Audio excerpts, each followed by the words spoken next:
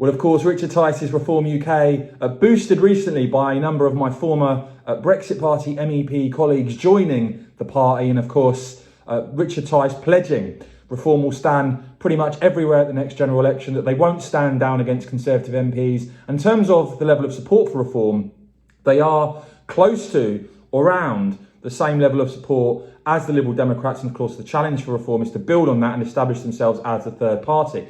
But we have seen Richard Tice recently hailing this bit of research, and he said there more evidence that Reform taking many votes from con-socialist Tories. We are only just warming up. Now, this was YouGov research commissioned by the think tank Labour Together.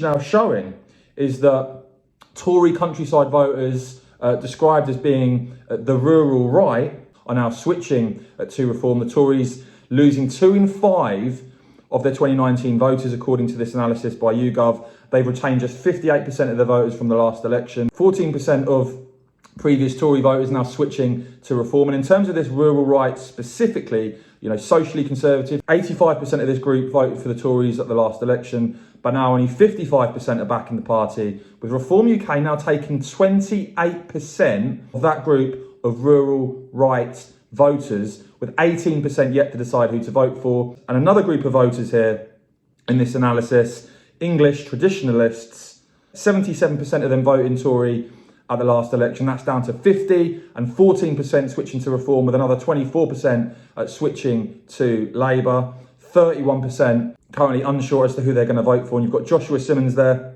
director of Labour Together, saying deep in their traditional heartlands, once loyal Tory voters are deserting the Conservatives and heading towards Reform. And certainly in the context of what we've seen in the Netherlands with the farmer citizens movement rising, you do wonder in terms of the net zero agenda and Reform on 28% with rural right voters, how high that could go with a green agenda that I think is going to become more and more controversial as people realise the reality of what that means. But let me know what you make of all of that in the comments below, guys. If there was an election tomorrow, who would you be voting for? Let me know in the comments below. Please do whack this video a quick thumbs up, and of course as ever, cheers for watching.